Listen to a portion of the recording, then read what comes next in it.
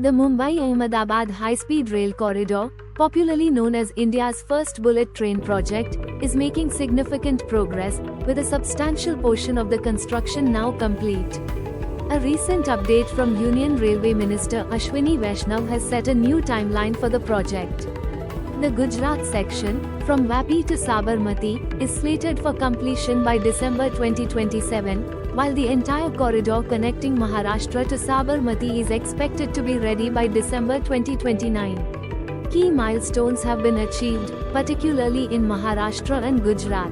In Gujarat, the construction is moving at a fast pace. The National High-Speed Rail Corporation Limited NHSRCL has completed a major engineering feat with the construction of 8 large circular piers for a 36-meter tall bridge over the Sabarmati River in Ahmedabad. This bridge, which is 480 meters long, is being built using the Advanced Balanced Cantilever method, a specialized technique for long-span bridges over deep rivers.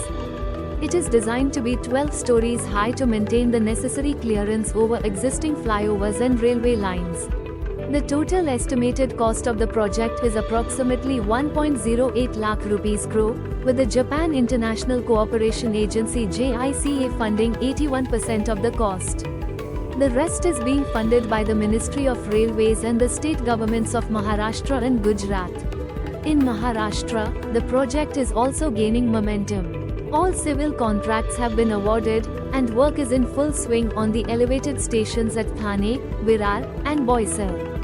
A major breakthrough was reported with the completion of a 2.7 km tunnel section between Bandra Kurla Complex BKC and Shilpa using the new Austrian tunneling method NATM. This is part of the crucial 21 km long underground and undersea tunnel, which includes a 7 km stretch beneath Thane Creek.